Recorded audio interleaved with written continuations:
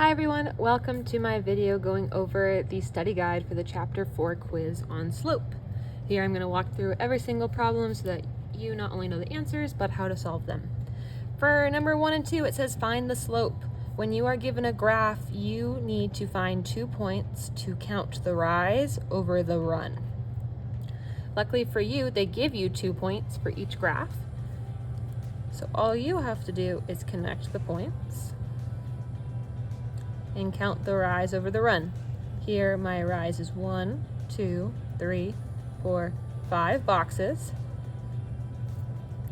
And my run is 1, 2, 3 boxes. That means that my slope is 5 over 3, rise over run. The only thing I need to note is that my line is going down from left to right, so I need to add a negative to my slope.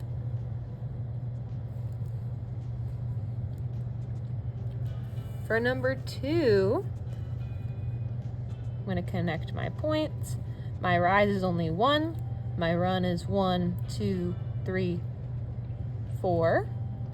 And that means that my slope is 1 over 4, rise over run. I don't need to make this one negative though because my line is going up. So 1 over 4 is my answer. For problems 3 and 4, they ask you to find the slope between the 2 pairs of points. To do this, we have to use our formula y2 minus y1 all over x2 minus x1. This is because subtracting the y's will help us find our rise, and subtracting the x's will help us find our run. So what I'm going to do is I'm going to label my points x1, y1, x2, y2. Because after I label, I know exactly where they go in my formula. So this will look like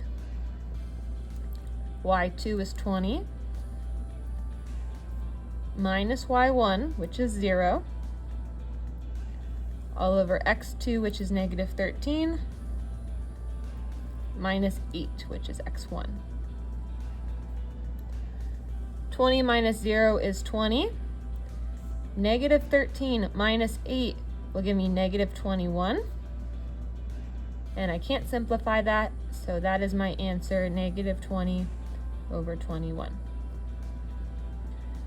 Remember, my negative can go anywhere as long as there's only 1. So even though it was technically on the 21 here, it's okay if I move it out in front or even in front of the 20. I'm going to do the same process for number 4. I'm going to start with labeling x1, y1, x2, y2.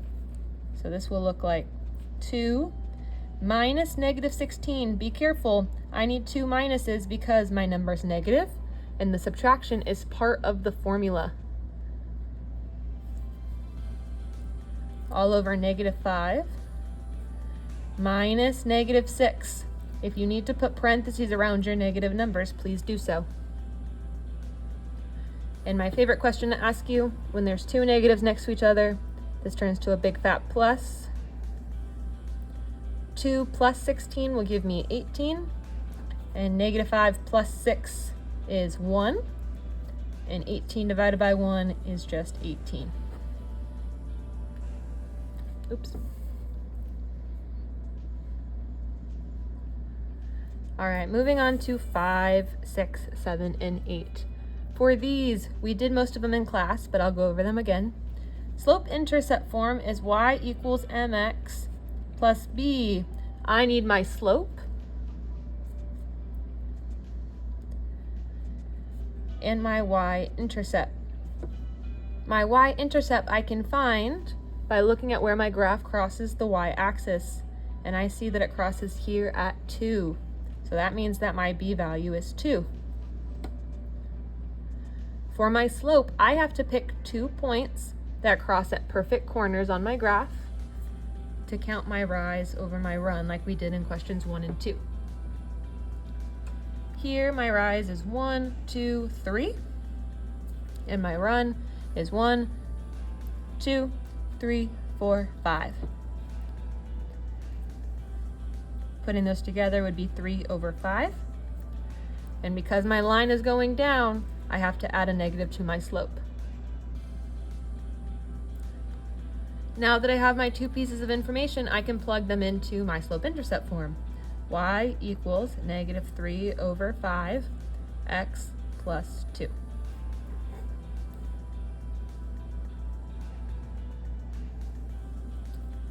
Moving on to number 6. I can see that my graph crosses the y-axis here at -4, so that's my B.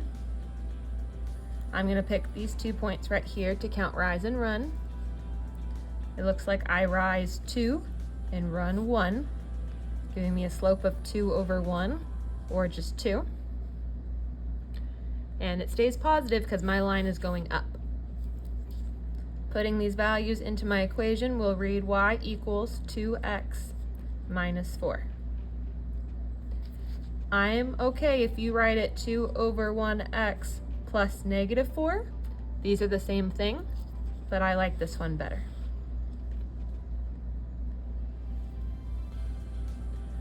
For 7, my graph crosses the y-axis here at 3.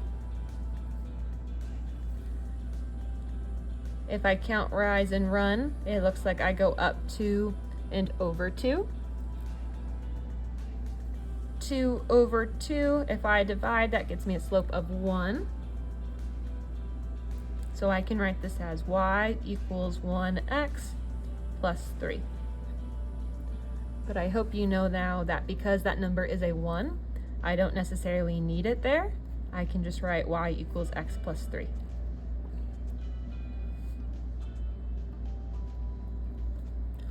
For 8, last one, my graph crosses the y-axis at -2. So that's my B value. I'm going to pick this point right here and count my rise over my run. Looks like my rise is 1, 2, 3, and my run is 2. Putting this together would be 3 over 2. And because my line is going down, I need to add a negative to my slope. So this would look like y equals -3 over 2x minus 2.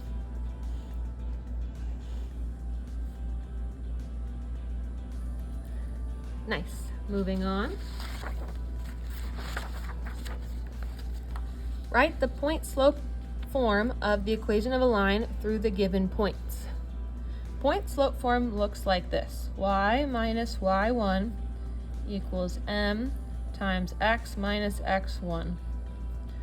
We call this point-slope form because it shows us our slope and a point on the line. So when they give us 2 points, my first thing that I need to do is find the slope using my y2 minus y1 all over x2 minus x1. If I label, this shows me that y2 will be -5, minus y1 will be -4, x2 will be -1, minus x1, which is -4. When I have two negatives together, that turns to a big fat plus. -5 plus 4 is -1. -1 plus 4 is 3, and so my slope is -1 over 3. So I found my slope. The only other thing I need for point-slope form is a point on the line. Lucky for us, they give us 2 points on the line. You only have to choose one. I'm going to go ahead and choose the -4, -4. So I'm going to plug in y minus -4 equals my slope times x minus -4. When there are two negatives together, that turns to a plus. And that's why sometimes you see an addition in point-slope form instead of a subtraction, and it's because the point was negative, like ours, -4, -4.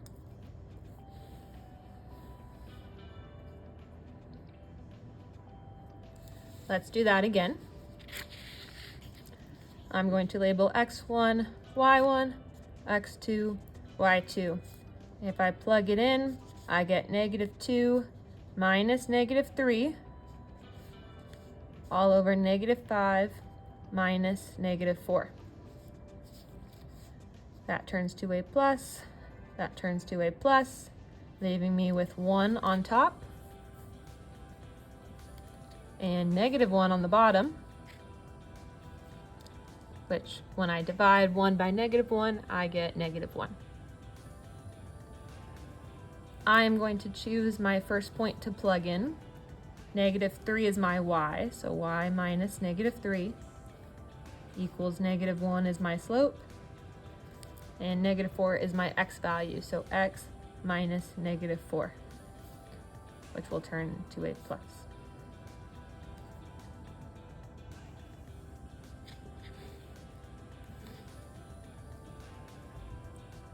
Very nice. Now we're going to get into graphing. All of these equations are given to you in slope-intercept form. Remember, our number in front of our x is our slope. So if -2 over 5 is my slope, this tells me I go down 2 and to the right 5. I need to know where I start though, and that's where the y-intercept comes in. 2 is my starting point. That is my y-intercept. And I need to go down 2 and to the right 5 to get my next point. If I attempt to do that again, going down 2 and to the right 5, you'll notice I run out of grid space. So I can go backwards, and in order to go backwards, I have to do the opposite of both directions. So instead of going down and to the right, I can go up and to the left. So if I go up 2, I have to go to the left 5. And you'll see if I connect my points, I get a somewhat beautiful line. Let's try 12. My slope is the number in front of the x, 5 over 2. Because it's a positive 5, that is telling me I go up 5. And because it's a positive 2, that's telling me I go to the right 2. Or I can do the opposite of both and go down and to the left. 5 is my starting number.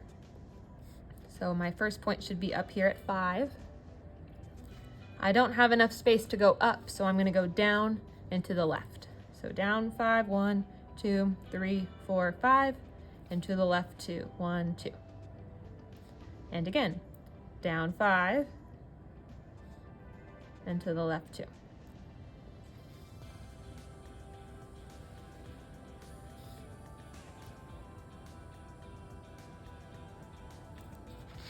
Looking at 13, my slope is 2. When they give you a whole number for a slope, you need to add a denominator of 1 so that you know what your run has to be. Because it's a positive 2, it's telling me I have to go up. And because it's a positive 1, that's telling me I have to go to the right. Or I can go down and to the left. 3 is my starting number. So I start at 3. I go up 2 and to the right 1. When I run out of space, I can go down 2 and to the left 1.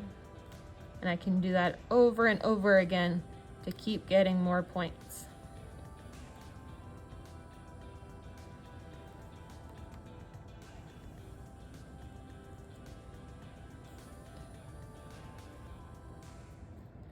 Last one. My slope is -3 over 4. Because it's a -3, that's telling me I go down 3 and to the right 4. Or I can go up and to the left. Notice how there's no number for my y-intercept. That must mean that my y-intercept is 0. Because if I add 0, nothing changes. This means that 0 is my starting number. I'm going to start at 0, 0. And I'm going to go down 3 and to the right 4. 1, 2, 3. 1, 2, 3, 4. If I attempt to go down 3, I don't have enough space to go over 4. So I'm going to do the opposite and go up and to the left. 1, 2, 3. 1, 2, 3, 4.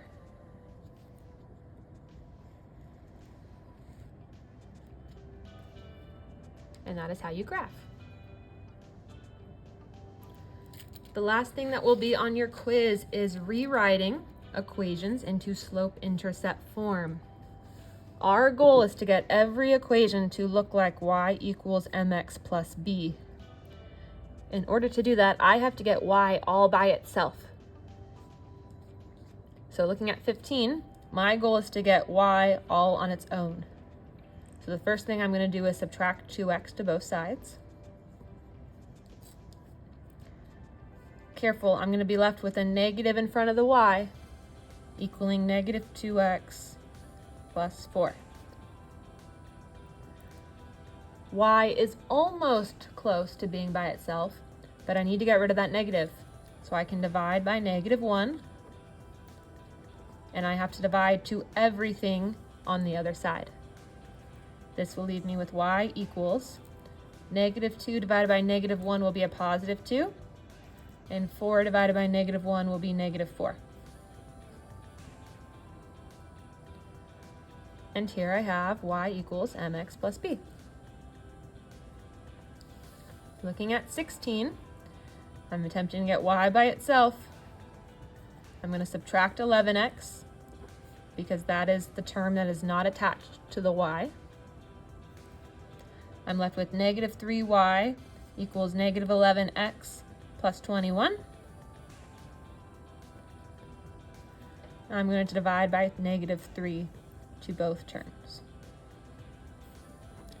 leaving me with y equals 11 and 3 don't divide evenly, but something I can do is cancel out their negatives, leaving me with 11 over 3x. And 21 divided by negative 3 will leave me with negative 7.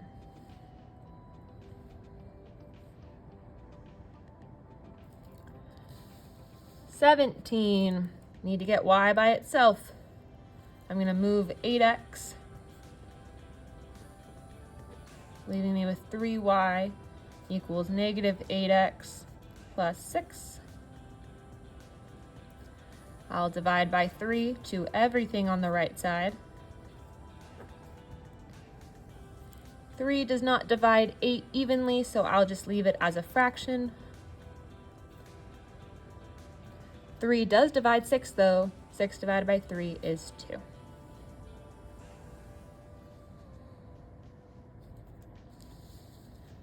For 18, gotta get y by itself.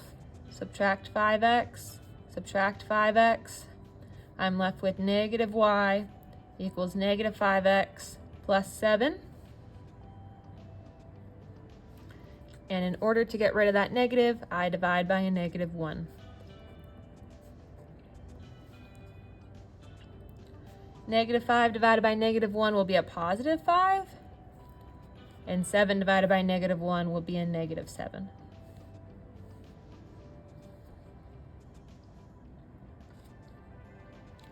So all 4 of those were going from standard form to slope-intercept form.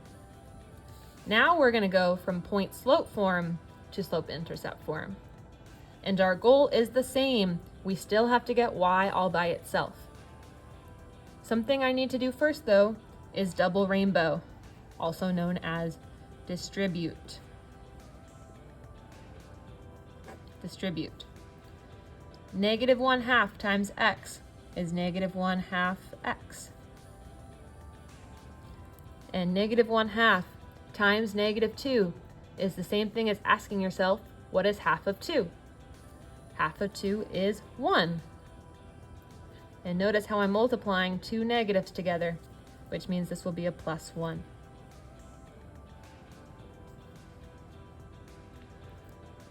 Y is not by itself yet. I have to move the 5. And I'm going to subtract from the 1 because those are like terms. 1 minus 5 is negative 4. 20. I need to distribute first. 2 times x is 2x. 2 times 3 is 6. And then I get y by itself by moving over 4. Y equals 2x plus 2.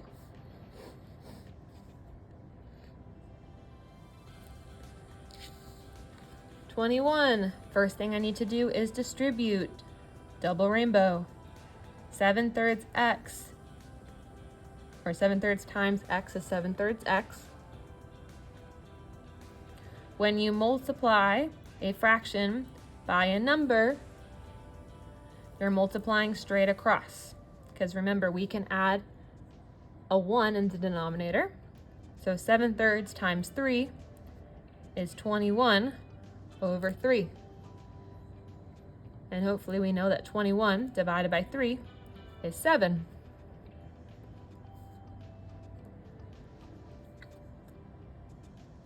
And I need to get y by itself, so I'm going to subtract 4.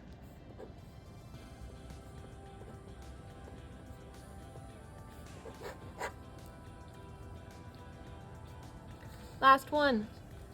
I double rainbow, distribute. 4 times x is 4x. 4 times 3 is 12. And then I add 1 to get y by itself. Y equals 4x plus 13. I hope this video helped you understand the study guide a little bit more. If you have any questions, please don't hesitate to ask, and I'll see all of you in class.